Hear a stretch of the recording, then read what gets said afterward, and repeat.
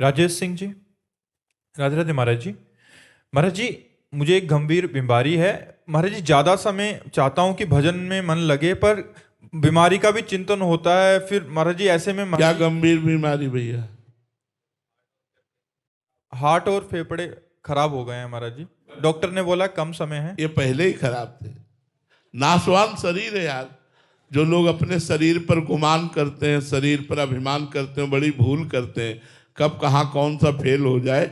इसलिए राधा राधा नाम जपने से, कृष्ण कृष्ण नाम जपने से, राम राम हरि हरि शिव शिव वाहे गुरु, जो भी नाम अपने गुरुदेव से मिला है, जितनी श्वासें हैं अगर नाम जप करके व्यतीत कर लो तो हमारा मनुष्य जन्म लेना ठीक हो गया। हमें करोड़ों कल्प नहीं जीना। अगर 1 मिनट हम जिए और राधा कहकर प्राण त्याग दिए तो भगवत प्राप्ति हो गई। यार काहे को चिंता करते हो? देखो तुम्हें तो पता है तुम्हारा दिल खराब है। जिनके दिल नहीं खराब होते हैं उनका क्षण में अटैक हो जाता है। नहीं हो जाता? खा रहे हैं, कवल पूरा नहीं गया, गा रहे हैं, नाच रहे हैं और अटैक हो गया, अब चले। इसका नाम मृत्यु लोक है। यहाँ हम सब मरेंगे, आज नहीं तो कल। इसलिए तैयारी कर लो मरने की। जो पहले से तैयार न थे पछता पछता कर चले गए। हम तुम सबको जाना है, जाने की तैयारी कर लो। रहे न रावण सम अभिमानी, हिरण्याकश्यप सम वरदानी, खान विभव की खान, जगत में कुछ दिन के मेहमान, भज लो श्री भगवान, जगत में कुछ दिन के मेहमान। सब यही पड़ा रह जाएगा। बस गुरु प्रदत्त नाम जप लो यार, बेड़ा पार हो जाएगा। हम आपसे सच्ची कहते हैं, हम ऐसे मस्त रहते हैं पूछो मत। हमारी मस्ती ही तो तुम्हें घसीट के लाई है।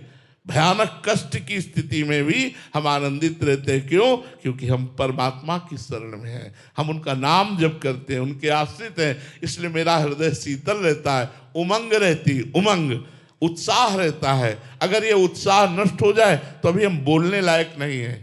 हम आपको भी यही कहते हैं, उसकी शरण में हो जाओ और जितनी श्वासें नाम जप करो। मरना अगर तुम्हें अकेले होता तो हम भगवान से विरोध कर देते कि इसे ही क्यों मारते हो। लेकिन मरना एक यहाँ का धर्म है। जन्मना धर्म है, पोषण होना धर्म है, तो मरना भी धर्म है। 3 सृष्टि के कार्य चलते रहते, सृजन, पालन और संहार। ये तीनों कार्य बराबर चलते रहते हैं और ये हमारे परमात्मा का कार्य है। ये कभी बंद होने वाला नहीं। वो भी आए तो अंतर ध्यान की लीला की, वो भी आए तो यहाँ से गए। इसलिए हम सबको जाना है। इसमें क्या चिंता करना है यार? चिंता इसलिए करते हो कि तुमने भगवान का भजन नहीं किया। पत्नी पुत्र परिवार धन संपत्ति मकान से प्यार किया, वो छूट जाएगा, इस बात की चिंता है। नहीं तो अगर भगवान से प्यार करो तो मरने से सब जग डरा, मेरो मन आनंद, कब मरी हो कब भेटी हो पूरन परमानंद। मस्ती यार तो लोग लेना ही नहीं जानते। अगर मस्ती लेना जानते हो, नाम जपना शुरू कर दो, देख लो क्या मस्ती आती है। मृत्यु भी महोत्सव नजर आता है। मृत्यु भी महोत्सव नजर आता है जब भगवान में चित्त जुड़ा होता है। देखो प्रहलाद जी को कितना कष्ट दिया हिरण्यकश्यप ने, क्या बाल बांका कर पाया? क्या सीम की चाप सके को तासु, बड़ रखवाल रमापति जासु। वो मालिक चाहे, वो ईश्वर चाहे, वो कर्ता चाहे तो मरे को भी चला दे। इसलिए उसके भरोसे हो जाओ। अब आपसे कहते हैं उसके भरोसे हो जाओ, आनंद मगन रहोगे।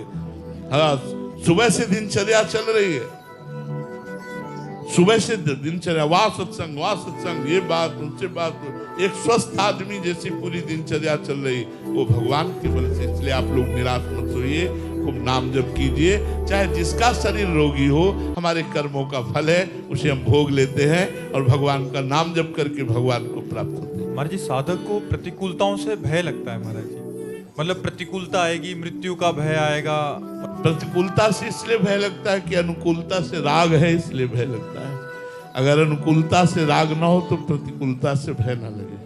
अनुकूलता का राग, यही राग मिटाने के लिए तो भजन किया जाता है। बिना नाम जप किए ज्ञान नहीं होता और बिना ज्ञान के भय नहीं जाता। नाम जप हो तब बात बनेगा। नाम जप करो खूब। सब लोगों से प्रार्थना है, नाम जब जिसका होने लगा वो भव सागर से तर गया। हमारी बात मान लो, बड़े बड़े महापुरुषों की बात है। नानक नाम जहाज है, चढ़े सो तरे पार। हर दुखों का, हर समस्याओं का समाधान प्रभु का नाम है। नाम जप करते रहो, तुम्हारा आनंद ही आनंद जीवन भर जाएगा, जीवन आनंदमय हो जाएगा, आनंद ही आनंद में तुम्हारा जीवन होगा। अगर नाम जप नहीं करोगे तो भाई चाहे जितना उपदेश सुन लो, यहाँ तो आनंद रहेगा, इसके बाद निकलते ही माया अपना प्रभाव डालेगी और सब पोछा लगा देगी, आपके सारे उपदेश मिट्टी में मिला देगी, इतनी प्रचंड है। अगर नाम जब चल रहा है तो ये ज्ञान आपका स्थिर हो जाएगा, फिर भय नहीं रहता। मरना तो है यार देखो, तुम इस बात से दुखी हो, हमारे राष्ट्र के सैनिकों को देखो, स्वस्थ है, परिवार है, बच्चा है, और राष्ट्र की बॉर्डर पर खड़े हैं, और पता है कभी भी किसी भी समय गोली लग सकती है, कभी किसी समय कोई खतरा हो सकता है, लेकिन वीर बहादुर मुझ तान करके राष्ट्र के लिए अपने प्राणों का बलिदान करने के लिए शौक से घूमते हैं, शौक से, निराश या भयभीत होकर नहीं, दहाड़ करके, ललकार करके, और शत्रुओं को मारते हैं, और या तो वीर गति को प्राप्त होते हैं। यार मरने से इतना क्या डरना, मरने से इतना क्या डरना, जब एक बार मरना ही है, 100 बार तो मरना नहीं है, एक बार मरना है, तो यार मरना तो है ही जब निश्चित, तो भी डरना क्या। नाम जब करो तो थोड़ा ज्ञान प्राप्त हो जाए तो आपका भय नष्ट हो जाए। राधे राधे महाराज जी, ये बात सबको पता है कि भगवत प्राप्ति श्री जी की कृपा से होगी, लेकिन फिर भी एक अंदर से बल बना रहता है कि ये साधन कर लूं, वो साधन कर लूं। करना चाहिए। कृपा का मतलब प्रमादी या आलस्यवान थोड़ी बन जाना चाहिए। शास्त्र आज्ञा है कि एक क्षण के लिए भी हम अपना समय व्यर्थ ना करें। गुरु के मुख से निकला हुआ जो नाम है वो प्रतिपल नाम जप करें, शास्त्रों का स्वाध्याय करें, अपने कर्तव्य का पालन करें, परिवार की सेवा करें, समाज की सेवा करें। इसी से तो भगवत प्राप्ति होती है। भगवत प्राप्ति कृपा से होती है, तो हम कायर बनकर बैठ जाए क्या? हम अपना समय व्यर्थ नष्ट करें क्या? हम क्या विषय प्रपंच में लगे रहें? नहीं, हमें चाहिए हमारा एक एक मिनट, एक एक क्षण प्रभु के पावन नाम जप में जाए, भगवान की लीला कथा सुनने में जाए, संत समागम में जाए, समाज सेवा में जाए, राष्ट्र सेवा में जाए, और भरोसा रखे कि भगवान की कृपा से हमें भगवत प्राप्ति हो जाएगी। ऐसे चला जाता है। भव्या मिश्रा जी, वाराणसी से। राधे राधे महाराज जी, सच्चे मन से भक्ति करनी चाहिए। महाराज जी, सच्चा मन महाराज जी क्या होता है? सच्चा मन क्या कहता है? सच्चे मन में कभी दुर्वासना नहीं उठती, सच्चे मन में कभी भौतिक पदार्थों की चाह नहीं उठती, सच्चे मन में कभी मान प्रतिष्ठा का प्रभाव नहीं पड़ता। केवल एकमात्र भगवान मिल जाए, भगवान के विरह में रोना, भगवान की ही रूप माधुरी का चिंतन करना, भगवान के लीला गुणों का श्रवण करना, और हृदय में ये ठसक आ जाए, मेरे तो गिरधर गोपाल, दूसरों न कोई, यह सच्चा मन। बस एकमात्र अपने ईश्वर में, अपने इष्ट में रति हो जाना, किसी भी प्रकार की कोई चाह न रह जाना। जाहि न चाही कबहु कछु, तुम सन सहज स्नेह, बसहु निरंतर दासुर सो राउर निजगे। जिसके मन में अन्य कोई चाह नहीं रह जाती, उसका मन ही भगवान बन जाता है। इंद्रियाणाम मनश्चास्मि, इंद्रियों में मन मैं हूँ भगवान कहते। मन रूपी मंदिर में भगवान का साक्षात्कार हो जाता है। जब तक भोगों की चाह रहती है तब तक मन मलिन रहता है, जब तक सम्मान प्रतिष्ठा की चाह रहती है तब तक मन मलिन रहता है, जब तक राग द्वेष रहता है तब तक मन मलिन रहता है। जब मन इन द्वंद्वों से अतीत हो जाता है और निर्मल भाव में भगवान के चरणारविंद के चिंतन में तन्मय रहता है, तब वो पूर्ण पवित्र माना जाता है। ये अन्य चाहों का नाश होना ही मन का निर्मल हो जाना है। विलासिनी शरण जी, राधे राधे महाराज जी, इसी जन्म में भगवत प्राप्ति करने वाले साधक को संग दोष से बचने के लिए क्या सावधानियां रखनी चाहिए महाराज जी? संग दो प्रकार का होता है, एक होता है आंतरिक वृत्ति का और एक होता है बाहरी व्यक्ति का। बाहरी व्यक्ति के जिसके संग से भगवान का विस्मरण हो, गंदी बातों की वृद्धि हो, राग द्वेष बढ़े ऐसा संग त्याग देना चाहिए। जाके प्रिय न राम अभय देही, तजिए ताहि कोटि बैरी सम यद्यपि परम स्नेही।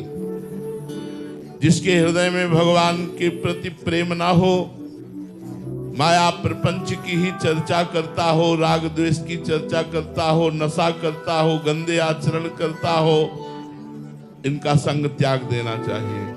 और अंदर की वृत्ति जो गंदी वृत्ति है, जो गंदी बातें अंदर प्रेरणा दे रही है, उनका त्याग कर देना चाहिए। अंदर की वृत्ति और बाहर के व्यक्ति, इन दोनों कुसंगों का त्याग करने वाला और साधु संग करने वाला, वो भगवान के मार्ग में इसी जन्म में भगवत प्राप्ति कर लेगा। सतरति सतरति सा लोकांतार्यति। किसी से ममता नहीं, न अपने शरीर से न शरीर संबंधियों से, एकमात्र अपने इष्ट देव के चरणों में ममता हो जाए और निरंतर नाम जप चले, बेड़ा पार हो गया। अंदर की वृत्ति और बाहर के व्यक्ति के कुसंग से बच जाए तो सत्संग का प्रभाव उसके ऊपर चढ़ जाए। मदन दवनी सखी जी, लखनऊ से। राधे राधे महाराज जी। महाराज जी, साधक के लिए सबसे घातक अपराध कौन सा है जिससे भक्ति नष्ट होती? वैष्णव अपराध, साधु अपराध, इससे बड़ा कोई घातक अपराध नहीं है। यदि संसार में कोई पाप बनता है तो तीर्थों का अवगाहन करने से पाप नष्ट हो जाते हैं। यदि तीर्थों में पाप बन जाता है तो तीर्थराज प्रयाग में स्नान, त्रिवेणी संगम, गंगा यमुना सरस्वती त्रिवेणी संगम में स्नान करने से पाप नष्ट हो जाता है। यदि प्रयागराज तीर्थ में पाप बन जाए तो भगवान की दिव्य पुरियां हैं, उनमें दर्शन करने से, वास करने से पाप नष्ट हो जाता है। यदि काशी कांची अवंतिकापुरी द्वारावती आदि जो पुरियां हैं, यदि उनमें पाप बन जाए तो भगवान की परम पावन धाम श्री वृंदावन धाम, भगवान की जो दिव्य लीला स्थलियां हैं, इनकी रज लगाने से, यहाँ आकर के परिक्रमा देने से, यहाँ बैठकर भजन करने से पाप नष्ट हो जाता है। यदि धाम में अपराध बन जाए तो सिर्फ धाम ही नष्ट कर सकता है। ऐसे अगर वैष्णव अपराध बन गया, भक्तन निंदा अति बुरी भूल करे जिन कोय, किए सुकृत बहु जन्म के छिन में डारे खोए। कई जन्मों के पुण्यों को एक क्षण में नष्ट कर दे, वो होता साधु अपराध। अगर किसी साधु को अपमान कर दिया, निंदा कर दी, दिल दुखा दिया, तो वो आपके सारे सुकृतों को भस्म कर देगा। और पाप तो नष्ट होने के उपाय है, लेकिन अगर संत अपराध बन जाए, भक्त अपराध बन जाए, तो कुल सहित उसके परिवार को नष्ट कर देता है। साधु अवज्ञा तुरंत भवानी, कर कल्याण अखिल के हानि। साधु का जो अपराध करता है उसका पतन हो जाता है, उसके पुण्य नष्ट हो जाते हैं। इसलिए विश्व में सबसे भयानक अपराध है वैष्णव अपराध। वैष्णव निंदा सुनना, वैष्णव निंदा करना, वैष्णव का दिल दुखा देना, वैष्णव को दंड देना, वैष्णव को मारना पीटना, ये सबसे बड़ा भारी अपराध है। और इस अपराध का मोचन भगवान भी नहीं करते, उसी भक्त के द्वारा हो सकता है। जिस भक्त को सताया वो क्षमा कर दे तो तुम्हारा अपराध क्षमा हो जाएगा, अन्यथा नहीं, फिर भोगना पड़ेगा। अवश्य में भोगना पड़ेगा। नित्य किशोरी शरण। राधे राधे महाराज जी। महाराज जी, आपका भी गृहस्थ से ही रिलेटेड प्रश्न है कि कह रहे हैं कि संसार में रहते हुए नौकरी करना पड़ता है महाराज जी, व्यापार करना पड़ता है, तो ऐसे में कई बार संसारिक जनों से भारी प्रतिकूलता भी मिलती है। महाराज जी, ऐसी स्थिति में एक साधक कैसे व्यवहार करे कि अंदर से भगवत भाव करते हुए ऊपर से विरोध या उचित प्रतिरोध करे या फिर पूर्ण शरणागत हो जाए? देखो, जब प्रतिकूलता मिलती है तो हमें दो विचार करने चाहिए। पहला विचार ये करना चाहिए कि हमारे किसी पाप को भस्म करने के लिए लीला हो रही है, क्योंकि प्रतिकूलता में हृदय जलता है ना। जब कोई हमसे प्रतिकूलता का व्यवहार करता है तो हृदय जलता है, और जब हृदय जलता है तो पाप नष्ट होते हैं। दूसरी बात, भगवान हमको अनुकूलता और प्रतिकूलता में सम बनाना चाहते हैं, इसलिए मुझे प्रतिकूलता दे रहे हैं। इसके अंदर प्रेरणा तो भगवान ने ही की है कि इसको गाली दो, इसके साथ बेईमानी करो, इसको धक्का मारो। तो जब मेरे भगवान मुझे गाली दिलाना चाहते हैं, मुझे सहना चाहिए। मैं भक्त हूं, मैं सहना। अरे देखो बड़े बड़े महापुरुषों के चरित्र पढ़ के देखो कितना कष्ट दिया गया और वो कह रहे तेरा किया मीठा लगे। आप विचार करके देखो, हम तो थोड़ी प्रतिकूलता नहीं सह सकते, अपने इष्ट के द्वारा विधान किए गए और महापुरुषों ने प्राण त्याग दिए लेकिन आह नहीं कहा, तेरा किया मीठा लगे। ये बड़ी बात है। तो हम लोगों को चाहिए कि हम जब कोई प्रतिकूलता दे तो दो भावों को रखें। पहला भाव, मेरा कोई किया हुआ पाप नष्ट हो रहा है, चुपचाप सह जाओ। दूसरा भाव, भगवान के द्वारा ये किया हुआ विधान है, मुझे मंगलमय बनाने के लिए, मुझे मजबूत बनाने के लिए भगवान ऐसा कर रहे। और ऐसा कभी ना सोचो कि अगर हम सह गए तो ये और प्रतिकूलता देता चला जाएगा। नहीं, भगवान उसको नष्ट कर देंगे, क्योंकि भगवान देख रहे हैं ना, जो तुम सह रहे हो और वो बार बार तुम्हें प्रतिकूलता दे रहा है, तो जो अपराध भक्त कर करई, राम रोष पावक सोच रही, तो भगवान की क्रोध भरी दृष्टि से भस्म हो जाएगा, नष्ट हो जाएगा। उसका दूसरा रूप है, उसका दूसरा रूप है नष्ट होने का। आप चुप हो जाओ तो वो बोल पड़ेंगे, और वो बोल पड़ेंगे तो सामने वाले का हिसाब किताब बहुत बढ़िया हो जाएगा। आप बोल पड़ोगे तो कुछ नहीं होने वाला। आप चुप रहो, उनको बोलने दो, उनको हिसाब करने दो। सह जाओ, सहत सहत बाढ़े भगति, गृह तन गुरु हितगार। जो जितना सह गया उतने ही ऊंचा महात्मा बन गया। सहनशील ही महात्मा बनता है, सहनशील ही महान होता है। इसलिए सह जाओ, प्रतिकूलता को सह जाओ। ये तुम्हें भगवत भक्ति को बढ़ाएगी और भगवान की प्राप्ति में सहयोग करेगी। रितिका अग्रवाल जी, राधे राधे महाराज जी। महाराज जी, अगर किसी साधक के गुरुजी अंतर्ध्यान हो जाएं तो उसे क्या करना चाहिए? अपने गुरुजी की छवि और पादुका को और अपने गुरुजी की वाणी को गुरु का साक्षात स्वरूप समझ करके उन्हीं का सेवन करना चाहिए। गुरु की पादुका का सेवन करने से गुरुजी का पूजन हो जाएगा और गुरुजी की वाणी का आज्ञा पालन करने से सदैव गुरु के सानिध्य का अनुभव माना जाएगा। गुरुदेव का सानिध्य उतना श्रेष्ठ नहीं है जितना गुरुदेव की वाणी का सानिध्य श्रेष्ठ है, क्योंकि वाणी जी ही गुरुदेव के स्वरूप का अनुभव कराती है। गुरु के समीप रहते हुए भी लोग गलत कर सकते हैं, लेकिन गुरु वाणी का आदर करके और गुरु वाणी को अपने जीवन में उतार लिया जाए तो आपसे गलत नहीं हो सकता, आपसे अधर्म नहीं हो सकता। गुरु के समीप रहकर आप मनमानी आचरण करके नरक जा सकते हैं, लेकिन गुरु वाणी का आदर करके गुरु वाणी की आज्ञा का पालन किया जाए तो वो परम पद को प्राप्त होगा। इसलिए हमें लगता है जिनके गुरु अंतर्ध्यान हो गए अपने गुरु वाणी को गुरुदेव माने, गुरु की पादुका का पूजन करें और गुरुदेव की ही आज्ञा के अनुसार चले तो उनको किसी और गुरु बनाने की जरूरत नहीं है।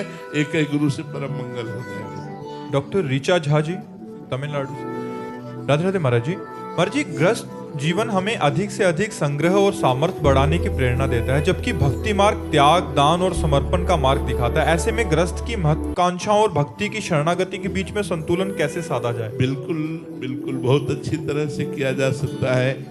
जैसे हमें अपनी श्री जी की सेवा के लिए रोज नई पोशाक चाहिए, हमें अपने श्री जी की सेवा के लिए नवीन नवीन सुंदर भोग चाहिए, हमें अपनी श्री जी की सेवा के लिए इत्र चाहिए, अपनी श्री जी की सेवा के लिए पुष्प चाहिए, हमारी श्री जी की सेवा के लिए गान बजान चाहिए, सुंदर राग रागिनियों के द्वारा उनको हम रिझाएं।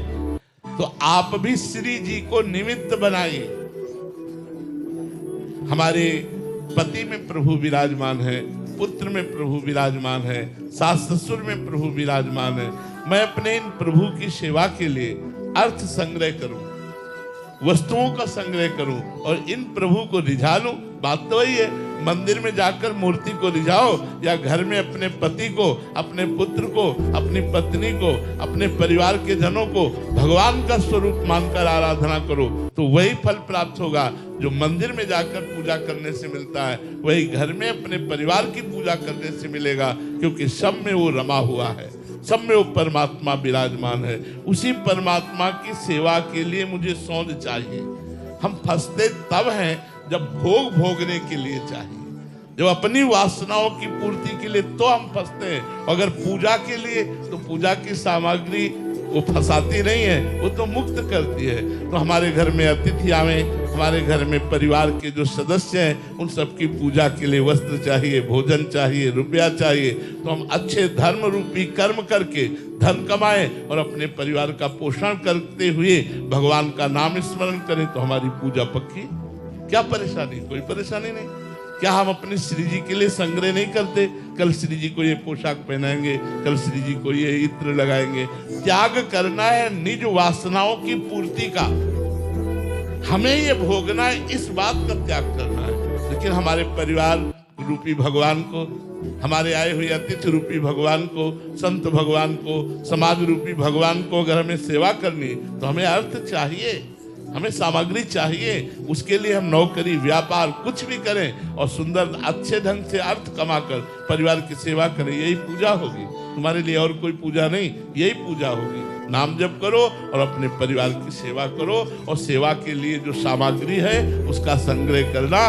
वो संग्रह नहीं है जो आपका पतन करेगा, ये वो संग्रह है जो आपका उत्थान करेगा, आपकी भक्ति बढ़ाएगा। आंचल जी पंजाब से, राधे राधे महाराज जी। महाराज जी, सच्चा समर्पण क्या है? मुझे कैसे पता चलेगा कि मेरा समर्पण वास्तविकता में है? सारा खेल इस मन का है, सारा खेल इस मन का है। मन का समर्पित हो जाना है सच्चा समर्पण। और भाई, मन समर्पित होना बहुत है। ये हम अपने ही जीवन की तो अनुभव की बात बता सकते हैं। बचपन से लेकर के 13 वर्ष की अवस्था से लेकर आज तक इसी योद्धा से लड़ाई हो रही है, अब भी हो रही है। इसी योद्धा से लड़ाई हो रही, मन रूपी योद्धा से। कितनी बार धोबिया पछाड़ इसने मारा और कितनी बार हमने मारा, लेकिन अभी फाइनल पे नहीं है। अब भी युद्ध प्रारंभ है, जैसा हुआ था वैसे ही चल रहा है, अब भी चल रहा है। समर्पण मन का, विषया अभिलाषा का त्याग ही मोक्ष पद पर चलना है, अध्यात्म पर चलना है। विषय शून्य मन सच्चा समर्पण है। विषय अभिलाषा ही ये संसारिकता है, ये बंधन है, यही माया है। और मन का विषय अभिलाषिता शून्य कर देना, कामना रहित कर देना बहुत कठिन बात है। हम जागृत में संभालते हैं, लेकिन स्वप्न में असलियत मन का स्वरूप समझ में आता है, क्योंकि स्वप्न में केवल मनोराज्य होता है, इसी का तो सारा का सारा प्रदान। अगर आपका स्वप्न भी विषय अभिलाषिता शून्य है तो आपकी समर्पण वृत्ति ठीक जा रही है। और अगर स्वप्न दूषित है तो अभी सूक्ष्म शरीर पर आपकी साधना का प्रभाव नहीं पड़ रहा।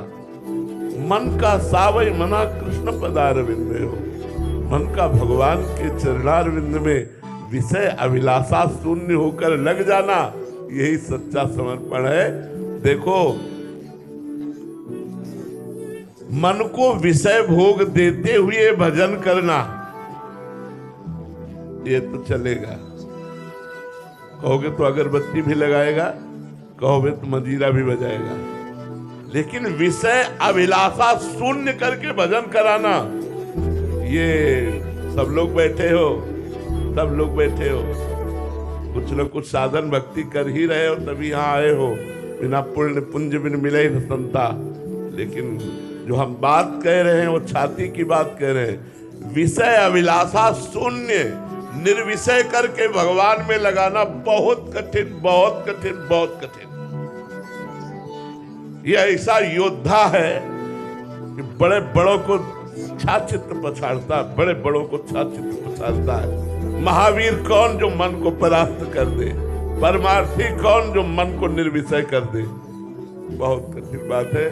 शायद है हमारी बात कोई समझ पा रहा हो। ये बात कोई साधक ही हमारी बात समझ सकता है कि जिस समय मन विषय अभिलाषा से युक्त हो और उसको विषय ना दे करके भगवत चरणारविंद की तरफ बढ़ाओ, फिर जब वो ताल ठोक के विरोध करता है मन। अभी आपने मन का विरोध देखा कहाँ है? यहाँ पूरी जिंदगी हुई जा रही उसी का विरोध करते हुए आज भी। तभी कहा कि जैसा युद्ध प्रारंभ हुआ था वैसा ही चल रहा है। आज भी चल रहा है, और शायद मरते दम तक हम ये नहीं कह पाएंगे कि विजय श्री मिली। वो भगवान बोलेंगे, हम नहीं बोल पाएंगे। हम तो यही बोलेंगे कि हम तो केवल सहारे पर चल रहे हैं, युद्ध का फाइनल तो भगवान जाने। युद्ध तो चल रहा है, अब भी चल रहा है। पूरे जीवन संभालते संभालते इसे व्यतीत हो रहा है, और चूक हो जाए तो जैसे नाली का कीड़ा नाली में जाता है, ऐसे भागता है। इससे बड़ा धोखेबाज, इससे बड़ा चालबाज, इससे बड़ा बलवान कोई नहीं है। महाराज जी, आप कहते हैं बैलेंस बना के चलना, इसका क्या था? बैलेंस बनाने के मन ने कहा कि आज ये खा लिया जाए, खा लिया, आज ये भोग लिया जाए, भोग लिया जाए, तो जाओ मंदिर भी तुम्हें ले जाएगा, वृंदावन भी लाएगा, तुमसे आरती पूजा भी करवा लेगा, क्योंकि वो जो चाहता हो तुम कर रहे हो। जिस दिन वो जो चाहे हो तुम ना करो, और जो शास्त्र कहते हैं, गुरु कहते हैं, वैसा केवल चलो, तब तुम्हें समझ में आएगा मन किसे कहते हैं। तब समझ में आएगा मन किसे कहते हैं। यम ही न व्यथिन्ते ते पुरुषम पुरुषर्षम सम दुखा सुखा धीरम स्वमृतत्वाय कल्पते। जो मन के द्वारा दी हुई मार को सह जाए, लाठी की मार सह सकते हैं, मन की मार सहना बहुत बड़ी बात है। जो बहादुर हालात घोषों की मार, डंडों की मार सहने के लिए तैयार है, वो मन की मार नहीं। यम ही न व्यथिन्ते पुरुषम पुरुषर्षम सम दुखा सुखा धीरम स्वमृतत्वाय कल्पते। मन को जिसने मार दिया, मार देने का मतलब निर्विषय कर दिया।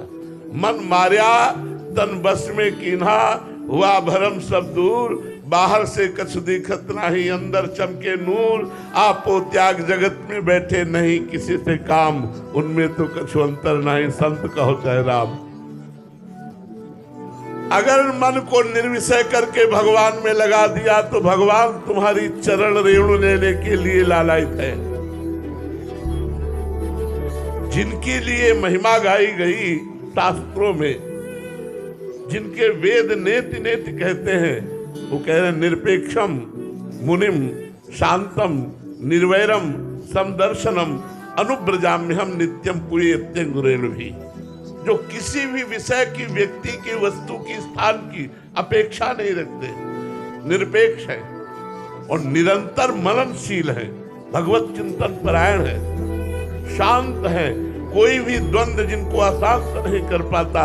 मान अपमान सुख दुख लाभ हानि निंदा स्तुति, और कभी किसी से वैर जो नहीं करते, अजात शत्रु हैं जो, निर्वैरम और सम दर्शनम, सब जगह एक परमात्मा को देखते हैं। ऐसे संतों के पीछे मैं इसलिए डोलता हूं कि उनकी चरण रज मेरे ऊपर पड़ जाए और मैं पवित्र हो जाऊं। अनुब्रजाम्यहम नित्यम पुरीयत्यंगुरेण भी, निरपेक्षम, किसी की अपेक्षा नहीं। बहुत बड़ी बात है भाई, बहुत बड़ी बात है।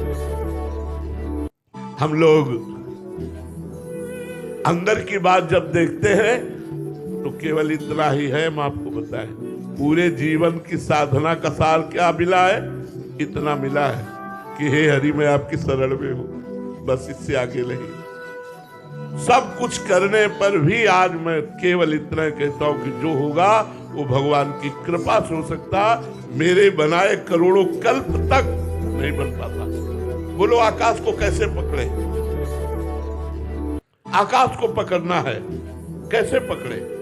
अब वो आकाश ही कृपा करके हाथ लग जाए तो बात बन जाए, नहीं अपनी सामर्थ्य नहीं। ऐसे समझो हमारी हालत है कि हम उस अव्यक्त परमात्मा को जो कण कण में व्याप्त है कैसे प्राप्त कर सकते हैं? जब तक उसकी कृपा न हो तब तक ये मन विषया विलासा में ऐसे लगा हुआ है, कैसे तुम्हें बताएं? दिन भर खींचते रहो अपनी तरफ, और एक सेकंड का अवसर मिल गया फिर वहीं गिर गया जाके, तो बड़ी ग्लानि होती कि यार धिक्कार है ऐसे मन को कि शास्त्र श्रवण, गीता भागवत, नाना प्रकार के वेद पुराण शास्त्रों का श्रवण करने पर भी, ये जानने पर भी कि ये सब मिथ्या है, सच्चिदानंद सुख भगवान है, फिर भी ये भगवान की तरफ जाकर विषयों की तरफ जाता है। तो सच्ची साधना का, सच्ची शरणागति का फल है मन का भगवान में समर्पित हो जाना, मन का निरंतर भगवान में चिंतन करना, निर्विषय होकर। शर्त है निर्विषय होकर। बहुत कठिन है, बहुत कठिन है। हम कह रहे हैं इसलिए कि उस मार्ग पर चल रहे त्राहिमाम त्राहिमाम। ये मन जो व्यथा देता है, अच्छे अच्छे परास्त हो जाते हैं और इसीलिए फिर विषयों का बैलेंस बना लेते हैं। लेकिन ताल ठोक कर निर्विषय होकर भगवत मार्ग में चलना बहुत कठिन है। भगवान की कृपा, गुरु कृपा से ही निर्वाह हो सकता है, नहीं और सब बहुत सरल है सब। लेकिन मन को इच्छा रहित करके भगवान में लगाना सबसे कठिन बात है, और यही सच्ची शरणागति है। मन को मारना ही पड़ेगा महाराज जी। बिल्कुल, बिना इसको निर्विषय किए कोई भगवान को प्राप्त नहीं कर सकता। बिना निर्विषय जा ही न चाही कबहु कछु, तुम सन सहज स्नेह बसो निरंतर तासुर सोराउर निजगे। इसीलिए कह रहे लड़ाई के चक्कर में मत पड़ो, राधा राधा करो। कलयुग केवल नाम आधारा, सुमिर सुमिर नर उतरे पारा। अब हम लोगों को तैयार किया गया है, हजारों के कल्याण के लिए खुली तुम्हें बात कह रहे हैं। तुमको इतना कष्ट नहीं सहना पड़ेगा। संतों को भगवान तैयार करते हैं, अपने पार्षदों को, कि लाखों को करोड़ों को भगवत धाम पहुंचाया जाए। इसलिए उनको जला करके, सोना जितना तपाया जाता है उतना ही चमकता है।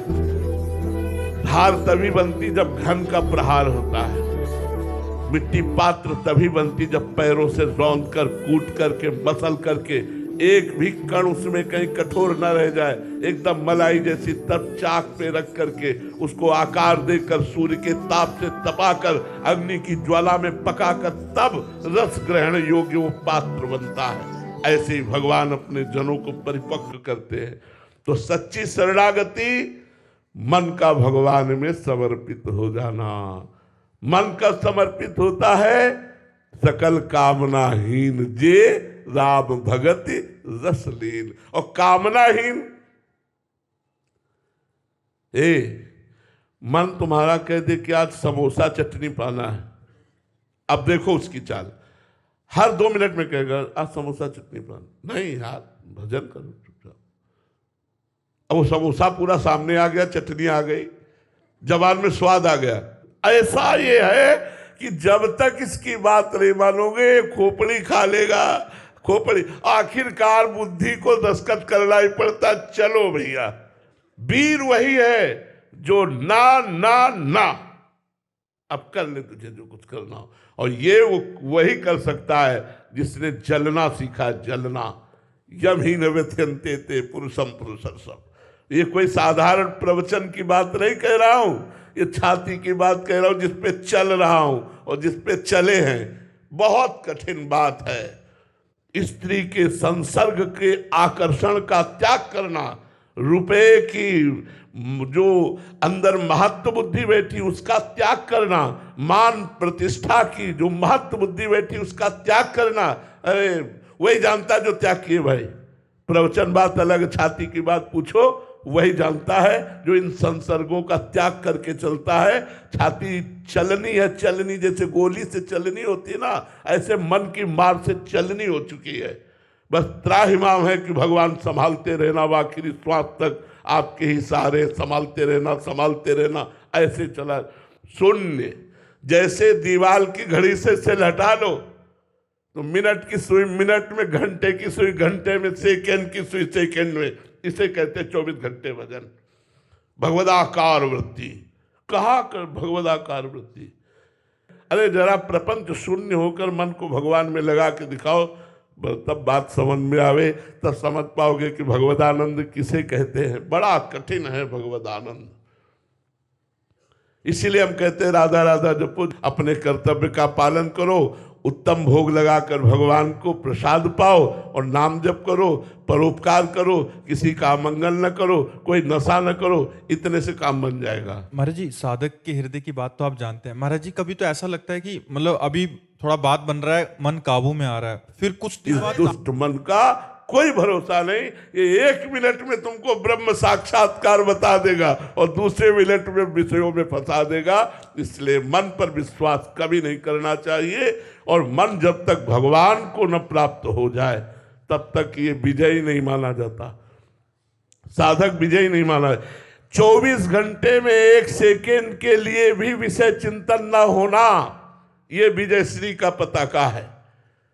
निरंतर अखंड अव्यावृत भजनात्, इस कसौटी पर कस के देखो तो सब हाथ उठा दोगे। महाराज जी विषय मन को बड़ा कठिन सा लग रहा है। तभी तो है को एक पाव भगत जी में मोरी ऐसे थोड़ी है। पर आप लोग डरना मत, ये कमांडो की ट्रेनिंग है ये हम लोगों को कमांडो की ट्रेनिंग है कि दुश्मन को देखते ही उड़ा दो।